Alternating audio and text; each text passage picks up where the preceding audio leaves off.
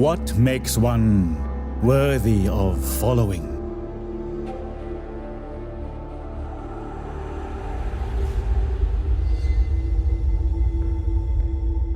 Is it because they wield the strength of 10,000 men?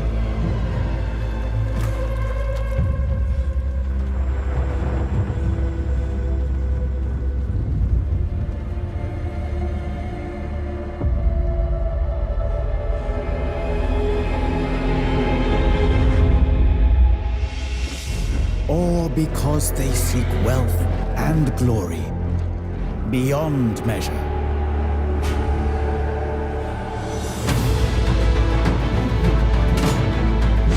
Is it fate, a divine destiny, to lead, to rule? Or perhaps it is simply a matter of honor.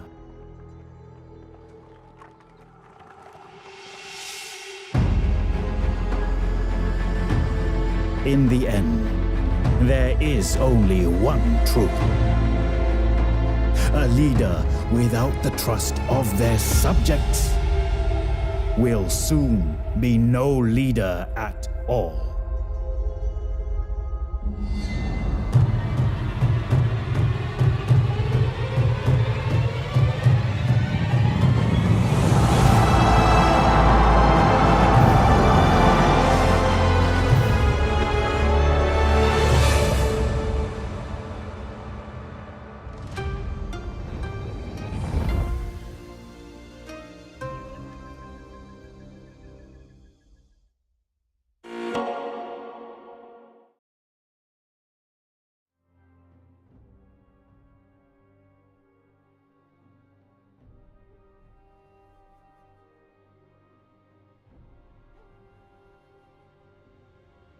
Oh, damn it. My mic was muted.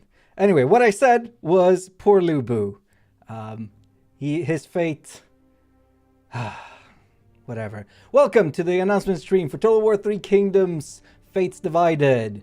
Here it is February 25th, 2021, and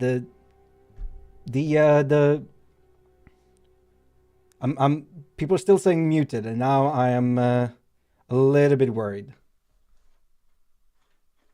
Because it's not supposed to be muted. They lie. They're trolling. Fantastic. Great. Everyone. Oh my god, the chat is going so fast. So, Fates Divided is the new chapter pack for Total War 3 Kingdoms, which is focusing on the struggle or the campaign, the fighting between Cao Cao and Yuan Shao. We've got a new start date, a bunch of new features, and I hope as we go through this, you guys will have a grand time. If you've been here for one of our announcement streams before, you will be aware that we do not play the game as you would normally do it. We're gonna take a look at the game, we're gonna be in the game and look at the new features, but we're not gonna play around with them as we might do on a normal stream. We'll leave that for next week. So, before we get into today's stream, I want to talk a little bit about next week. So on Tuesday next week, we are going to be streaming the new faction Liu Yan, and we'll talk more about Liu Yan in a bit. We're going to be streaming the new faction Liu Yan on Tuesday next week, 3 p.m. However, all the streams that follow that will be decided by you. So I'm going to post a link in Twitch and YouTube chat right now to a straw poll where you get to vote on who we're playing in the streams after that. So we have the options of Yuan Shao, Cao Cao, and Liu Zhang. And whoever we play, it's up to you. The winner will be the focus of the stream on Wednesday. The runner-up will be the focus on the stream, focus of the stream on Thursday, and then Wednesday, the week after that, we will take the third place winner. And then for the release stream, I will pick whoever is my favorite. So let's let's maybe go in and check out the game. Or do you guys even want to see this? Should we just end it here? You know, you saw the trailer. Um, oh yeah, yes. Show us. All right. So I have in my tome of knowledge here, I have pretty much all the information that we will need to take us through our journey. Some people are noticing my scaling pin. Yes, I have a scaling pin. I've had it for many years now. I also have my Three Kingdoms shirt. It says developer on the back. I'm not going to turn around and show you because then you'll see my bald spot. And it has the CA logo on it as well. Yeah. All right, let's jump into the game here. So, whoops, that's not it. That's very dark. That's not what the game looks like. That's what the game looks like. I disabled it because I was afraid that it was gonna show up while the stream was running. I was very scared, but it didn't.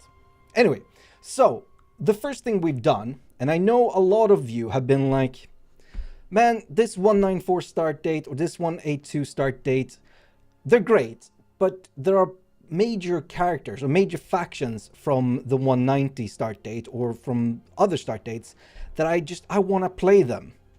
So one of the changes we've done is that we've added the ability to play some of these factions. I had my tome upside down. So you might be looking at this being like, hey, this is 182. Matong isn't normally playable in 182. He is now. So here is Matong in 182, fully playable. However, you can see this message here that there are no missions or objectives concerning Matong at the start date.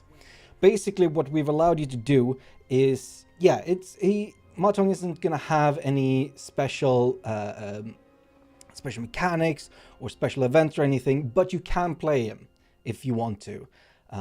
It gives you a fully sandbox experience because it's gonna be generic, but you are allowed to. And I know there's a stream regular, your name escapes me, but they only play Liu Chong. That's all they do. And they keep telling me every time, I only play Liu Chong. Liu Chong is now playable in the 194 start date. I believe the full list, and let me go through my tome here. So we've got, so we've got Matong and Yuan Shu in 182. We've got Liu Chong, and if we go down, you can play as He in 194, and then there's a bunch of people to be played in 200, which is the new start date. I can't play He in 200 though. So let's see. Will we get a new tab or subsection on the character selector for these sandbox starts? No. So if we go back to 194, this is what denotes these sort of more sandboxy characters. So there are no missions or objectives concerning He at the start date. That's basically what it looks like. Just making sure things are said in chat. Yep.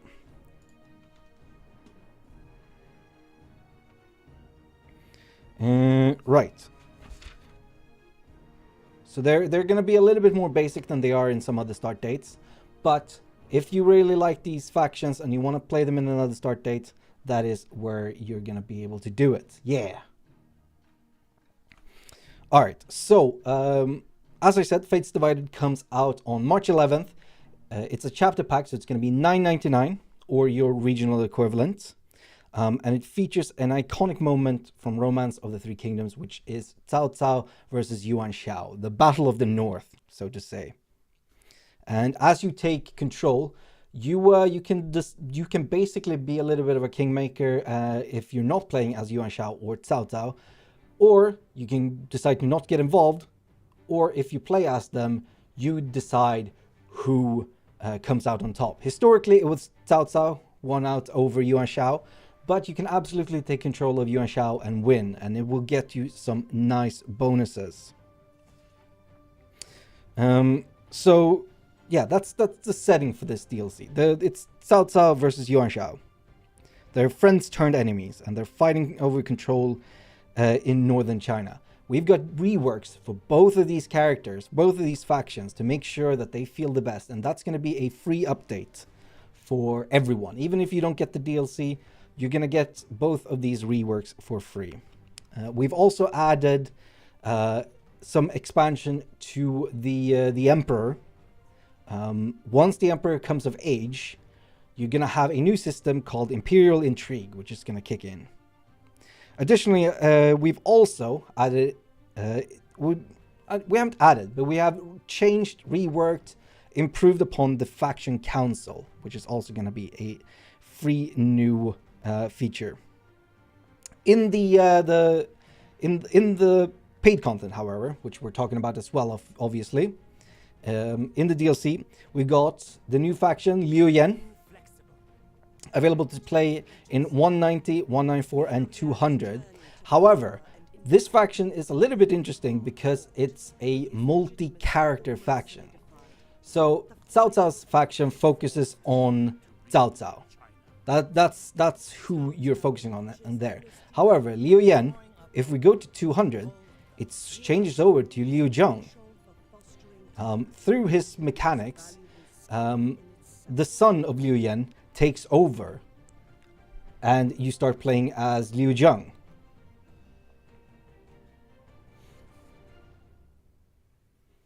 It reads Chao Jiao. Okay, I'm gonna be say to anyone who actually speaks Mandarin Chinese or any type of Chinese, I'm gonna be butchering names. I go based on what I've found on the internet. So yeah.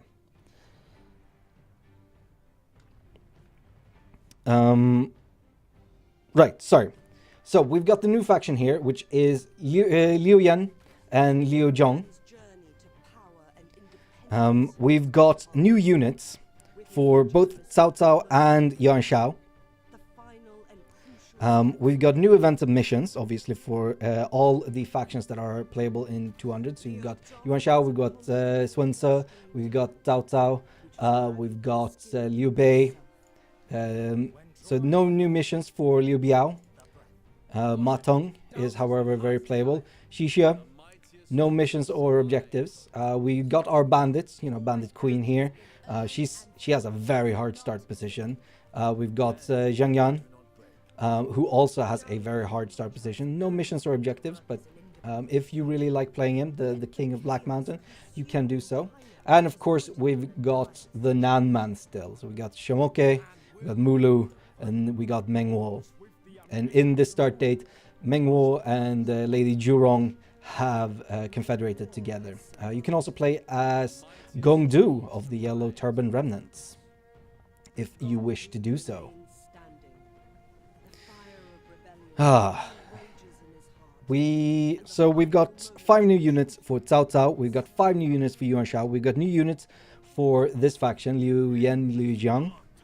We've also got 10 brand new units that are unique to the Northern Army. The Northern Army is only available to whoever comes out on top in the struggle between Cao Cao and Yuan Shao.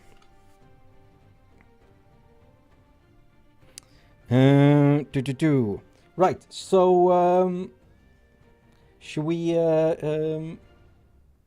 get right into it? Should I show you some more than just main menu stuff?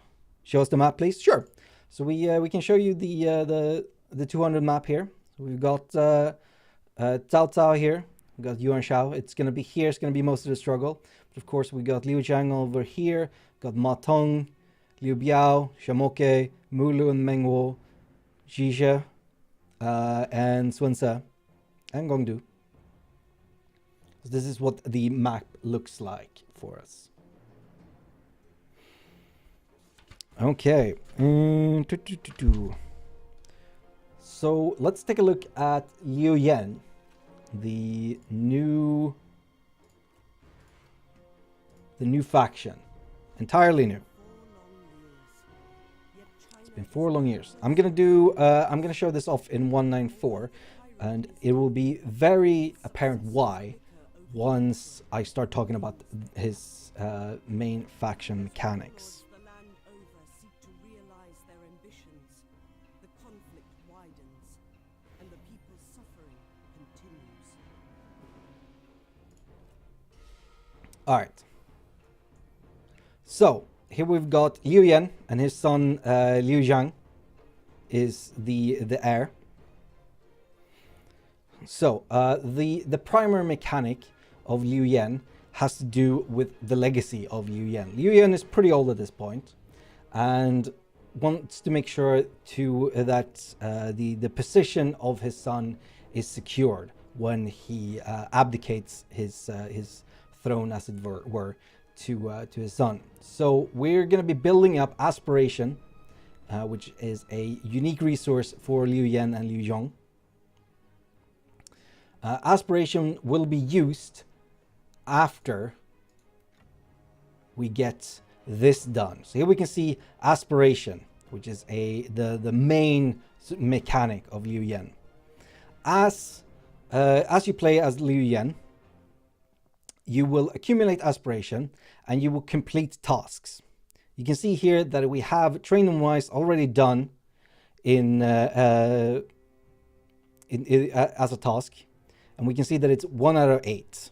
So you have to do a bunch of things as Liu Yan. When you feel like it, this is completely up to you. Liu Yan will abdicate and let his son take over. His son will inherit. And depending on when you do this, you will get various bonuses to your son's faction. The earlier you do it, the better the bonuses are going to be. And if you do it in 201 CE plus, you're going to get pretty big negatives. I'm not going to show off what they are. If you want to see that, you have to come back on Tuesday for our stream then. But yes, so we're going to want to be building our Aspiration because that's the resource that our son is going to be using.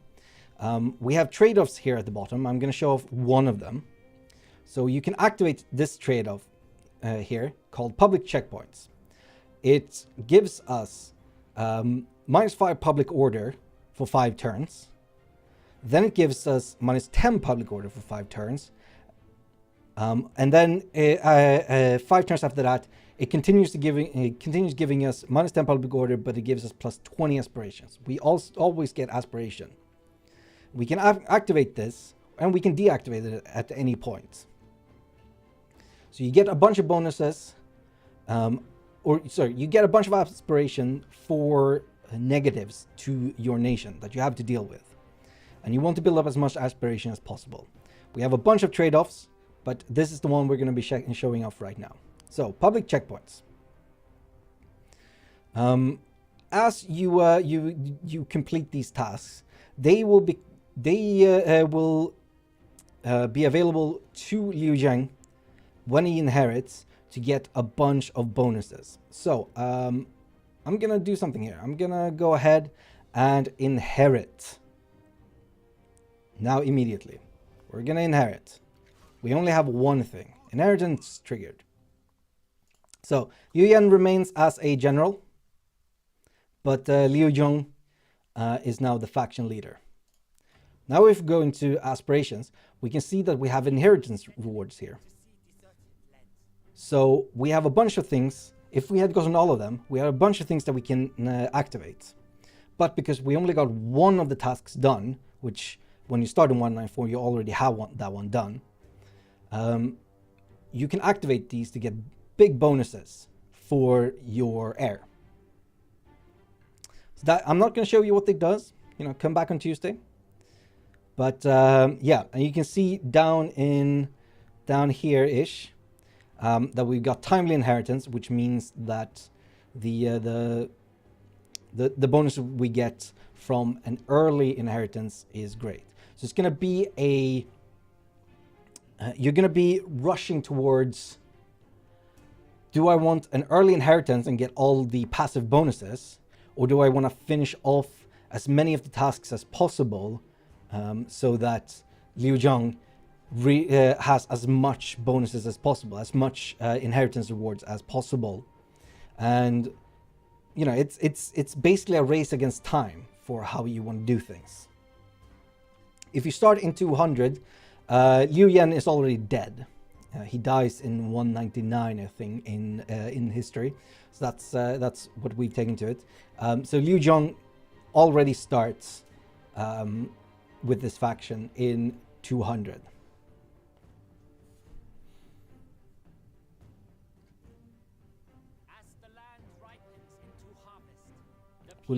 This is a unique to Liu Yan. This is a unique unique mechanic for Liu Yan.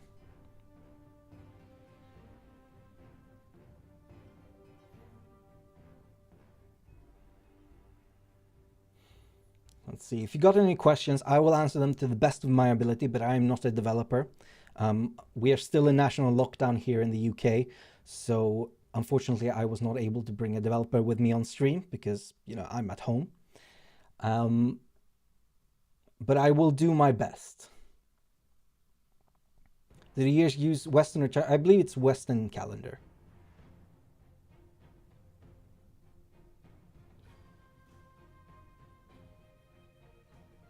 Is Liu Yan free DLC or not? It's Liu Yan is DLC, as far as I'm aware. It's part of the DLC. We've got reworks to Cao Cao and Yuan Shao, which are part of the free DLC, though. Can you abdicate multiple times? No. Once you've abdicated, you've abdicated. Are there new units? Yes. We will get to some of the newer, other new features in just a bit. Can you show us the new units? No. I will show you those next week.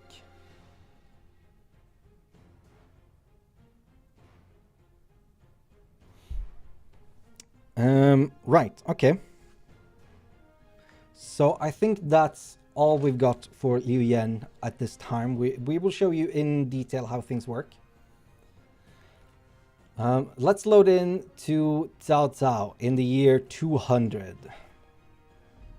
This is a time of great You know what? I really should be loading into Yuan Shao because I have things I want to show on Cao Cao, I think. Throughout the land, new leaders raise their standards, while some who remember the glory days of the Han still seek a return to more stable times. Sorry, I'm gonna do this. Yuan Shao. Let's start with Yuan Shao. This is a time of great chaos, but also Hey son, I know I already abdicated in favor of you, but I'm going to take over again so I can abdicate again. Yep, that's not how things work. some who remember the glory days When is the Mongolian invasion coming? That's like 1,000 years from now. All right.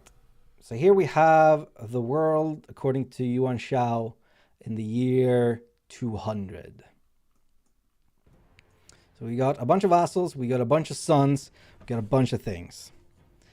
So as I said, we've reworked some of Yuan Shao's mechanics, and this is going to be free to everyone. It's available in, I believe, every start date that you can play Yuan Shao. So we have his unique resource is lineage. We gain lineage every turn. Now, as you can see, just having lineage doesn't give you any passive bonuses. So what do you use lineage for? You use lineage for the new feature Captain's Armory, or the Captain Armory. So the captains were not super well loved before, and we wanted to improve them to make them more interesting with Yuan Shao. So as you level up your lineage, you can upgrade your captains. We can even rename them. So let's hey, this one is going to be called Blondie's Brawlers. That's our captain now. As you level up, you can spend lineage on improving your captains. So we have this one here, which has one captain in it. That's our one army with a captain in it.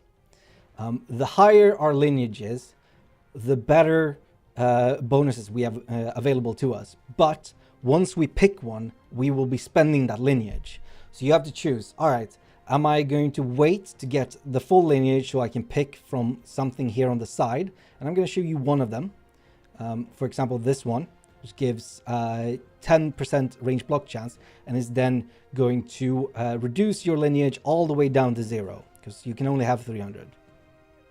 Or am I going to pick some of the lower level ones so I can get more bonuses immediately?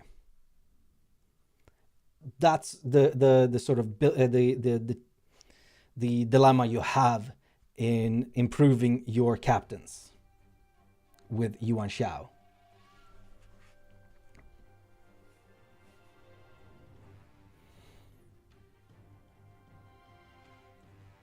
Is this going to work on the vanilla map too? Yes. This is not just available in the year 200. This is available on every start date that you can play Yuan Shao in. I think you can play Yuan Shao in every start date, so that would be all of them.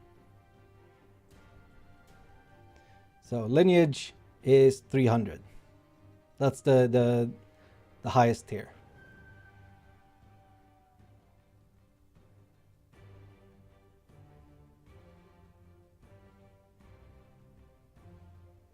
Not in 182. Sorry, there's a lot of factions. I forgot.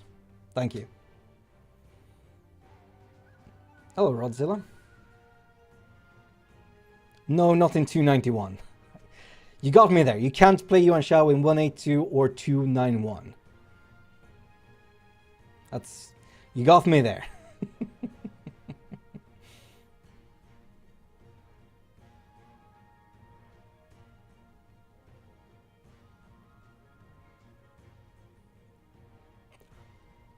We got a bunch of new characters. If you were here for the pre-show, as it were, you would have seen the new art that we got for the new characters. We'll go in later on to see who they are. You can't play Yuan Shao when he's dead. It only confirms no Shao of the Dead DLC. That would be, like that Netflix show. What's it called? Like Kingdom, the Korean zombie series. It's a pretty good show. Anyway, that's neither here nor there. Let's see if we got any more questions. Does it add the bonuses to all units in the retinue? I believe it depends on the bonus.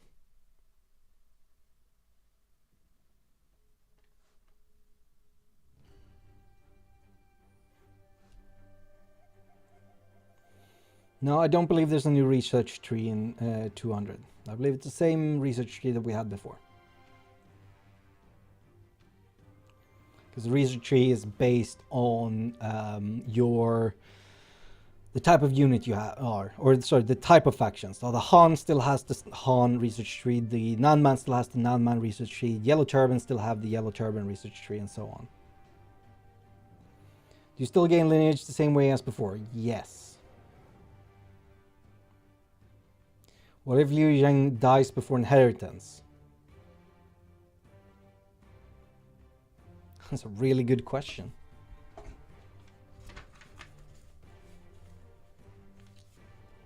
I'm going to write that down.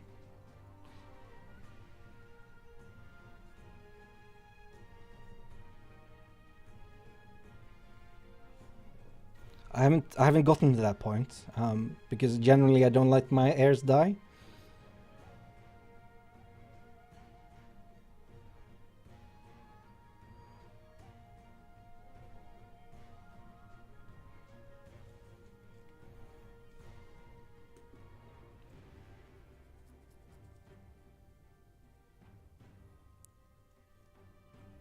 What's the button next to the captain's armory? This button right here that looks like a hat, a very cool hat. We're going to talk about that in just a moment. But let's jump over to Cao Cao and talk about his reworked mechanics.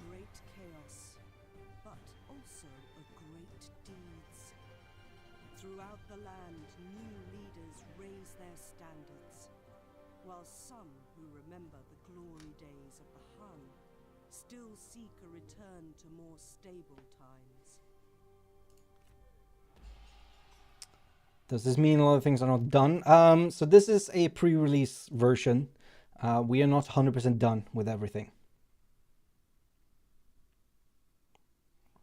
As per usual. Things might be a little bit weird, but it should be fine. I've gone through this presentation before. All right.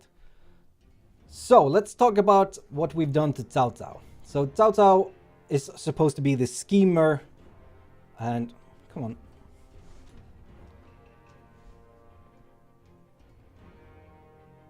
So Cao Cao is supposed to be the schemer, this mastermind, master manipulator. That's his role in the Three Kingdoms era and the lead up to that time. So he's got a resource called credibility. You might see something here that's new. Wait, I'll get to that. As you get credibility, you can use it to manipulate diplomatic aptitude between factions. You can use it to deceive in diplomacy, to alter a negotiation in your favor, and it can be used to trigger proxy wars. Now, this is very similar to the way it used to be.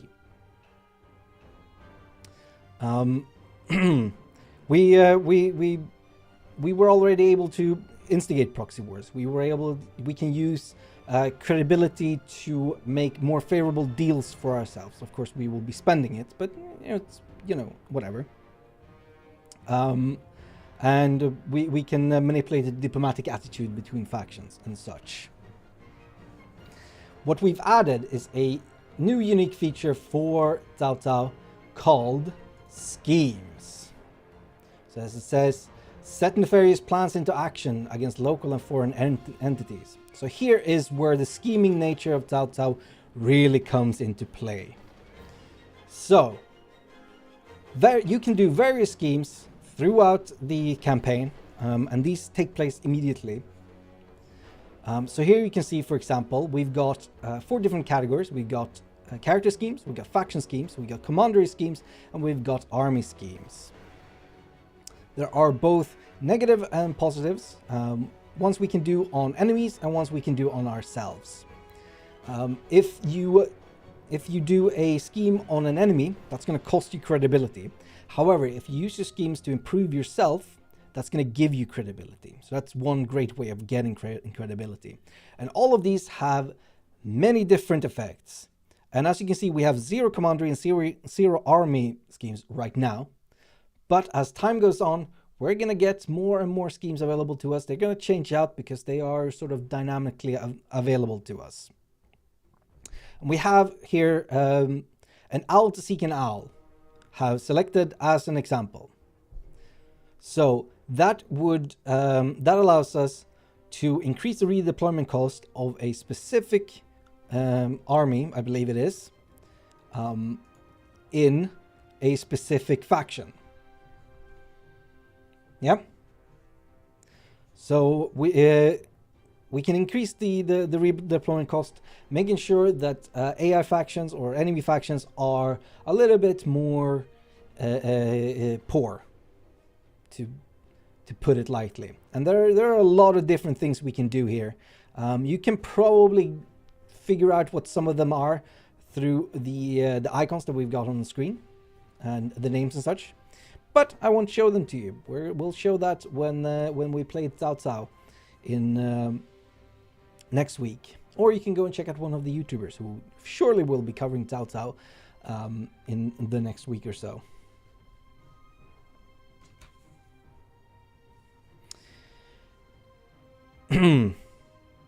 Right. So we still got the same diplomatic manipulation we've got before, but now we've added schemes. Let's talk about something that isn't unique to Cao Cao,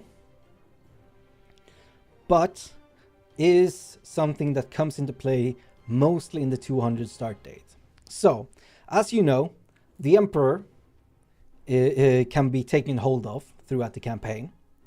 Once the Emperor comes of age, in 197, so if you're playing in the earlier start dates, in 197 the Emperor comes of age, and then the Emperor starts maturing, so to say.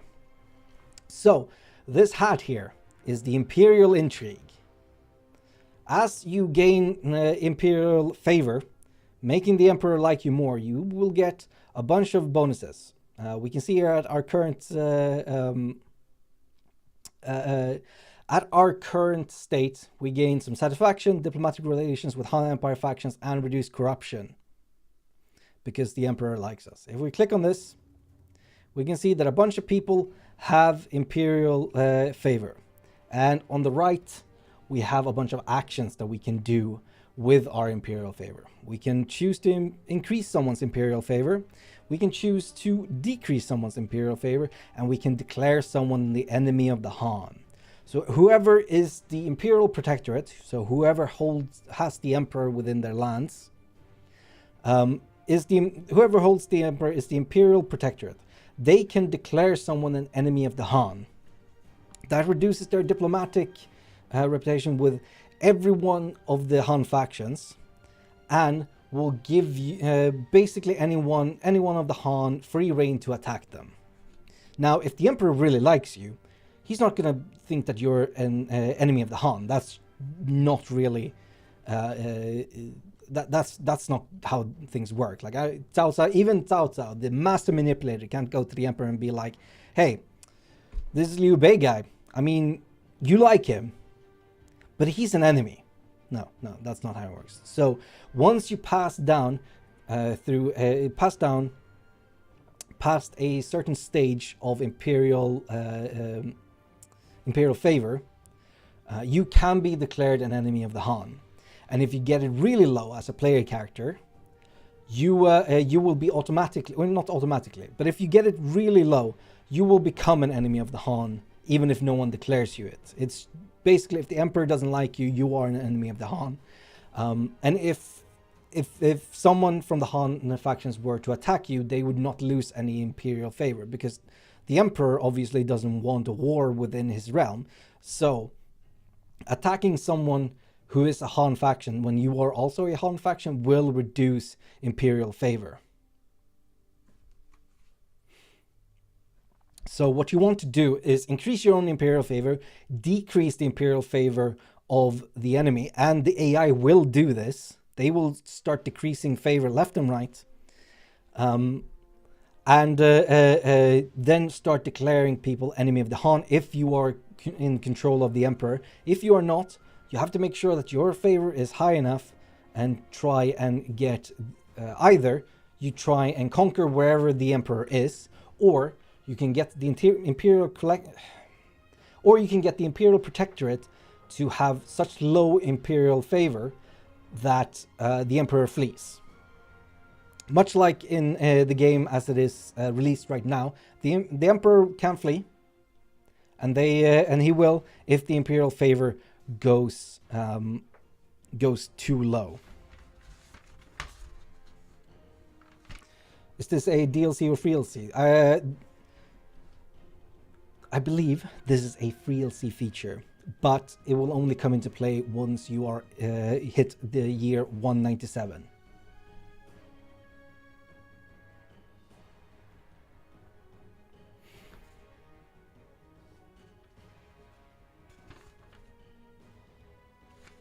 So the way you gain Imperial Favor is through high public order. If you have lots of food, there are a couple of other ways, but one of the ways is through your faction resources. Now, some of your faction resources will interact with Imperial Favor differently. So Cao Cao, as he has high credibility, he will gain more Imperial Favor. Similarly, Dong Zhuo, his intimidation, as that goes up, Imperial Favor also goes up. On the other hand, Yuan Shu, as his legitimacy goes up, because he is calling himself Emperor, as his legitimacy goes up, his Imperial Favor will start going down.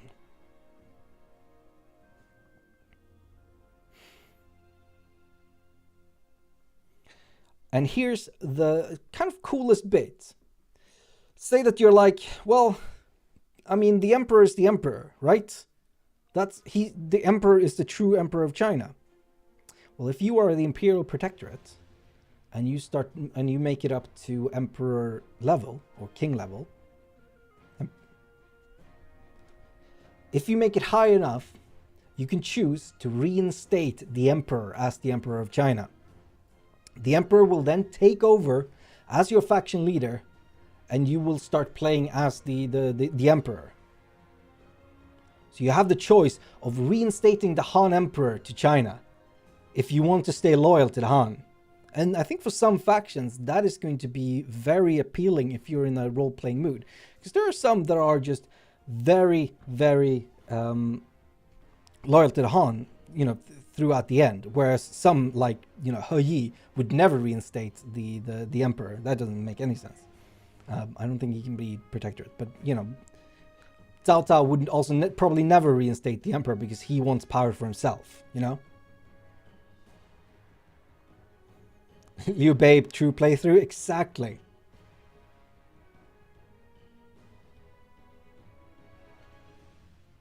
If you're the Emperor before 197, then I don't believe you have that option. You have to have... The Emperor must be of age before you hit Emperor stage. But yes, you have the option of restoring the Han Empire if you wish.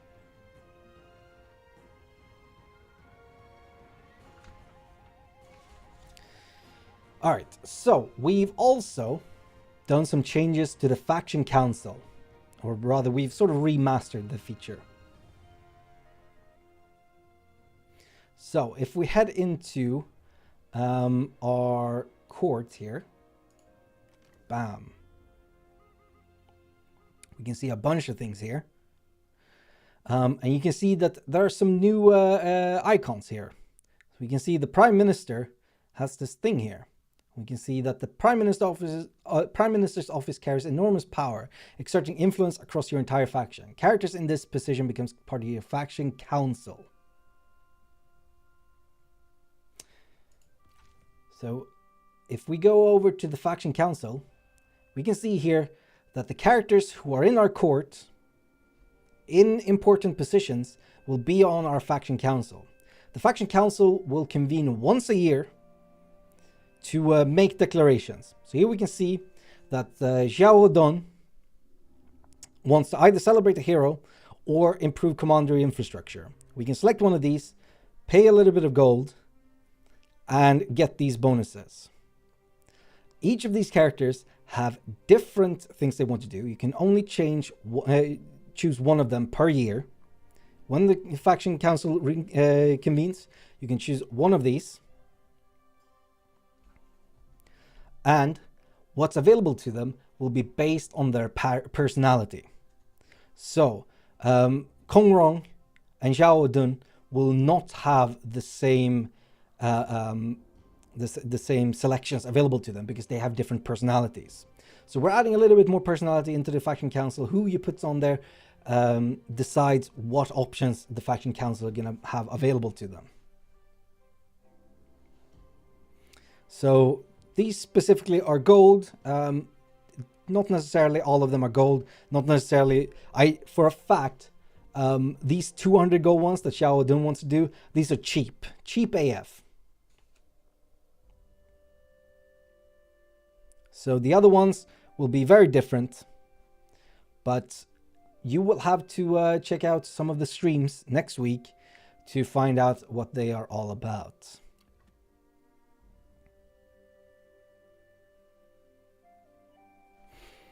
Now I'm gonna check through here, make sure I haven't missed anything. We've done Imperial Intrigue, we've done Improved Faction Council. We have a new start position. Well, we have new start positions.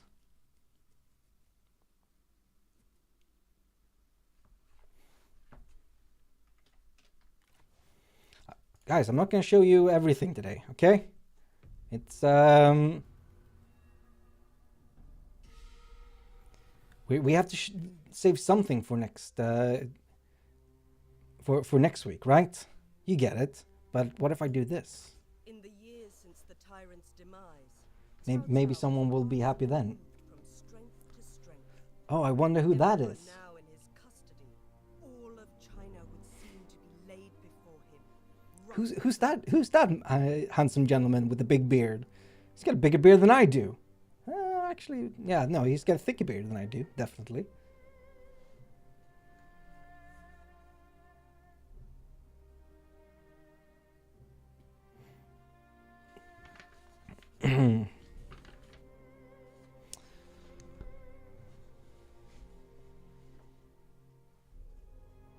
Blondies in Three Kingdoms. Yes, that's me, but with a black beard, and also Asian.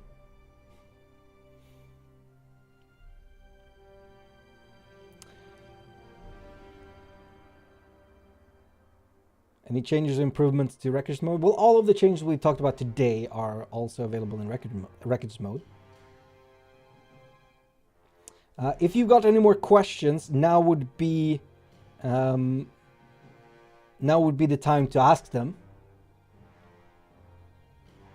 Because otherwise, I'm just gonna peace out.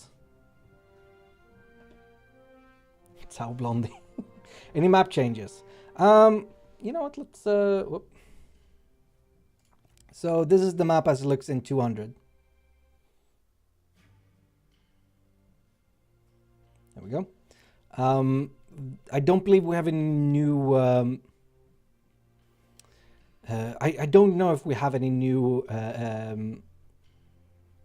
commanderies or anything like that. I forgot to look that up. I should have. But this is the map as it looks. If you see anything new, have fun with that. If you're asking about a bunch of fixes, I'm sure we've done a bunch of fixes, but I haven't looked over that change log. How about the new units? We've got 5 new units for Cao Cao. We've got 5 new units for Yuan Shao. We've got, I think it's a couple new for Liu Yan and Liu Zhong. And then we have 10 new units in the Northern Army. The Northern Army will be awarded to whoever the winner is between Yuan Shao and Cao Cao. Are there any factions related to immigration, Jiangsu? No. I'm going to say no, probably. Any idea when Steam will bring Fates Divided online for pre-purchase? Is it not already? Let me go and check.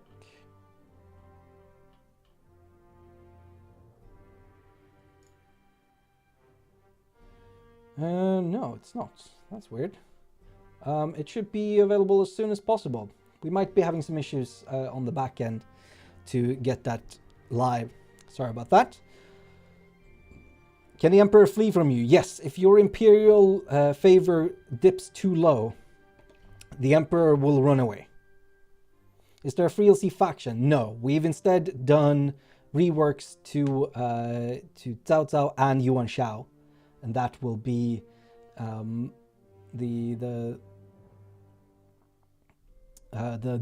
free LC this time around. Also, Imperial Intrigue, Faction Council rework, and I believe, yeah, Faction Council, Imperial Intrigue, and Cao Cao, Yuan Shao reworks are all free LC.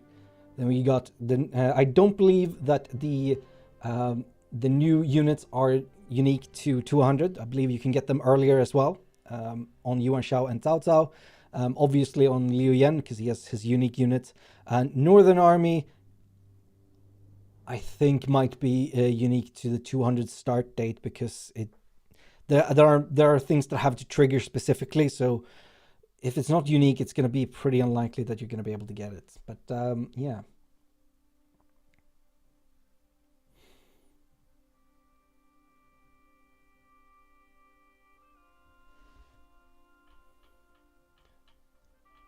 You can also get all of this recapped on the, if you go to totalwar.com, the Fates Divided FAQ is now live.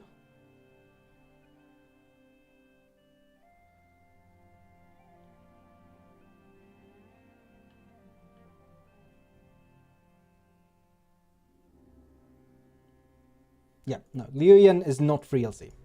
I just double checked it.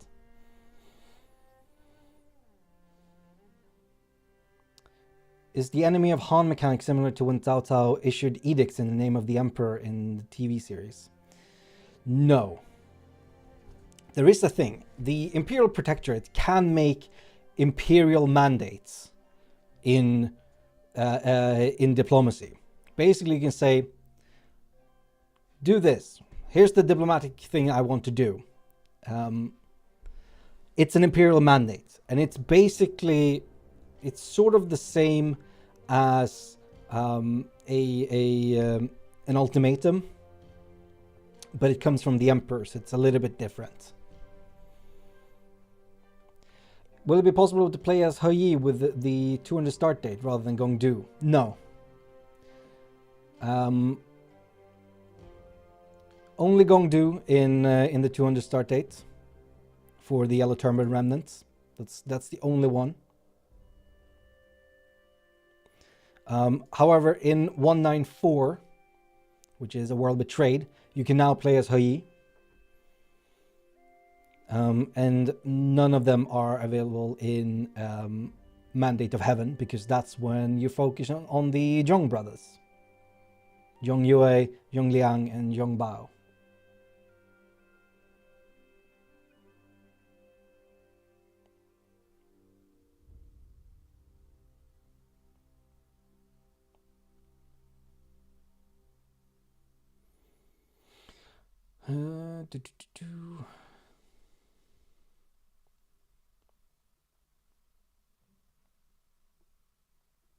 I don't know if there are any changes to military supplies / loot mechanics. Sorry.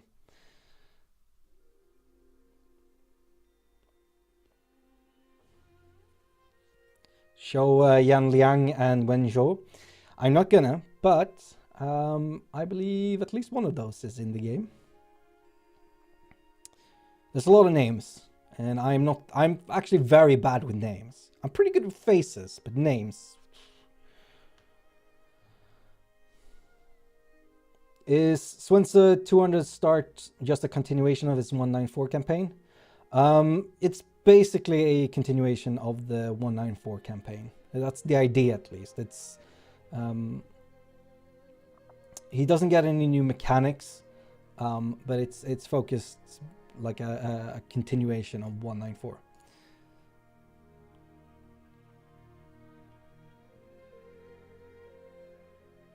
Of course, if you suck at the ambitions, I believe Sun Shun will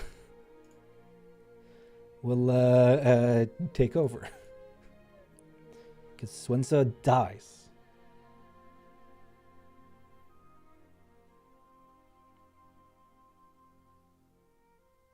There's a lot of questions here. I'm trying to read them. Our new units. Yes, I've gone over it several times. Where did you get that jacket? I got it from work.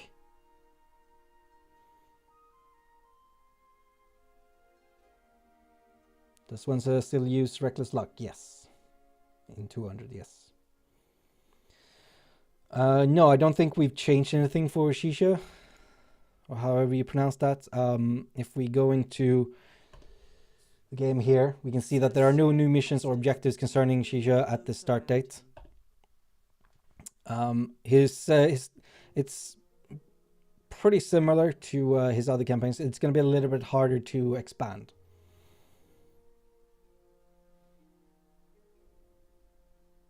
Can we recruit Yellow Turbans as Han? Probably no. What if you have the Emperor as a non-Han faction? I believe the way it works is that if you conquer the settlement where the Emperor is, as a non-Han faction, the Emperor will run away immediately. We want this jacket hoodie too. Yes, yes. Can't have this one. This is for official employees only. One day we might have merch like hoodies and stuff. Last time I said something like, last time we talked about that on stream, I said, hey, let us know if you wanted to. And then people in the office freaked out because apparently there were a lot of people talking about merch. So don't do that. I mean, it was my fault, but, you know. Oh, boy.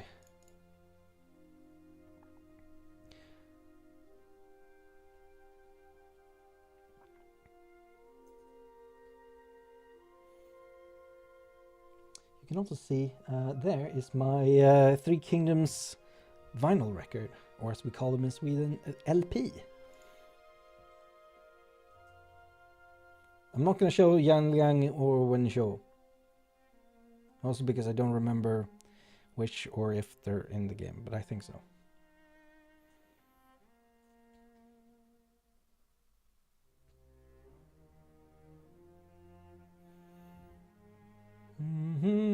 How much will the DLC be? $9.99 or your regional equivalent. Finnish superior language? Hell no.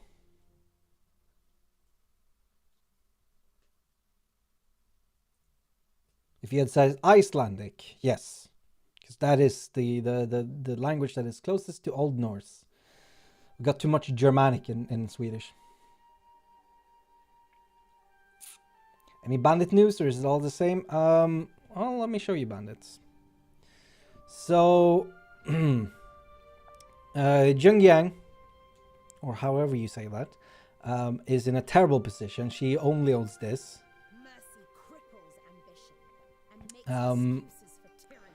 She's in a really bad position. She's at war with both Cao Cao and Liu Bei. Her starting situation is very hard. Similarly, Zhang Yan only has this one place, and he's basically surrounded by Yuan Shao and Yuan Shao's allies. But if you want to play them, you can. The White Tiger, not available. I think he appears as a minor faction, but he is basically destined to fall on the Sun Ce very quickly.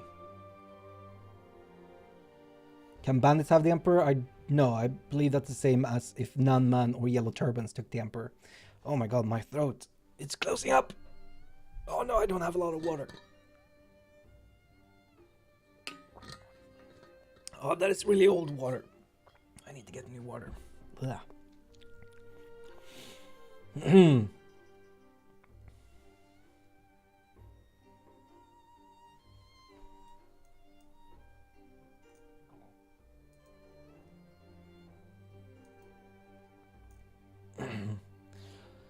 Did you add any new passive or skills mechanics for character? For example, Liu Ji Pal. I believe there's a lot of new general abilities. But we're not going to talk about those today.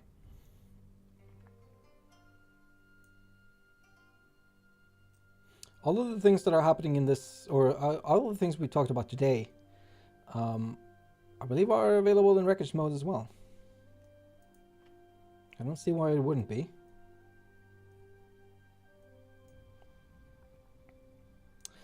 Does Imperial Favor affect the bandits in Nan Man? No. Bandits in Nan Man don't have, and Yellow Turbans as well, don't have Imperial Favor because they are not part of the Empire.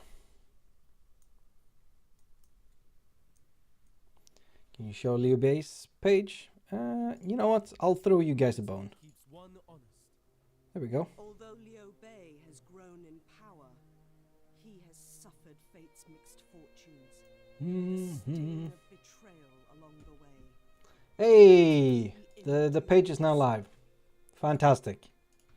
There's the go and pre-order, and then let us know that you pre-ordered because of the stream.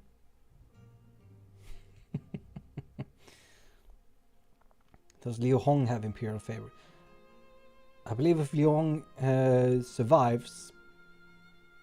Oh my god, I don't know how that works. I have to play Liu Hong, figure out how that works.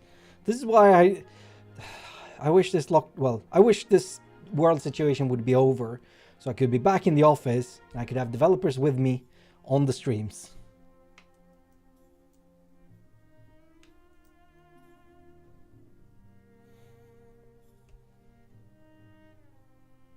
I mean, I don't have much content to show. I've spent an hour just talking about all the stuff, not even using it.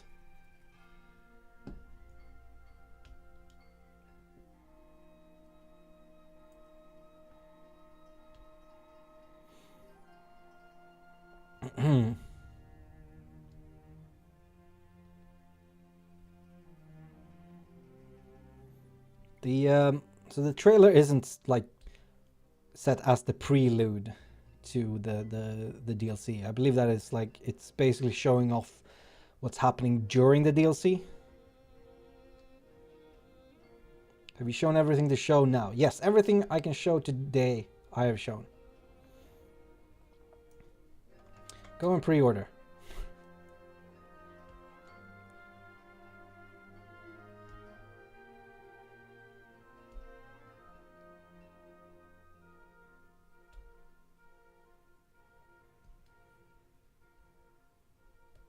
Already pre-ordered? Nice. Alright. I think that's where we're gonna leave off today. I want to thank you all for joining me. I'm gonna post a straw poll in chat once more. So this straw poll will dictate who we play in future streams. Next week on Tuesday we will play Liu Yan, the new faction. But after that, you decide who we're playing. Right now, it's very close between Cao Cao and Liu Jiang. So it will be one of those. Make sure you vote and come back on Tuesday, 3 p.m. GMT. So Tuesday at this time, but an hour earlier. Okay? Thank you all for watching, and I will see you next time. Let's watch the trailer again. Yeah.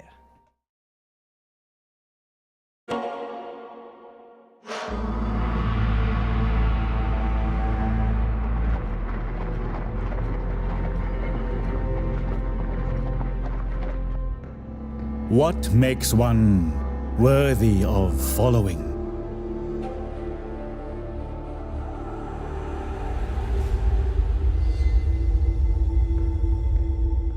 Is it because they wield the strength of 10,000 men?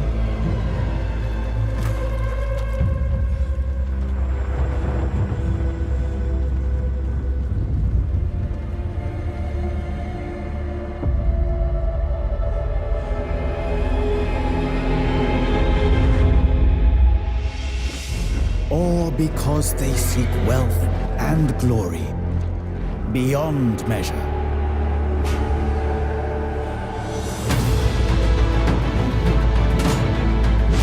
Is it fate, a divine destiny, to lead, to rule? Or perhaps it is simply a matter of honor?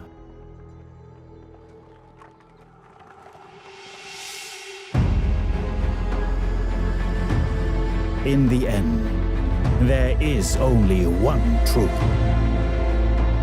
A leader without the trust of their subjects will soon be no leader at all.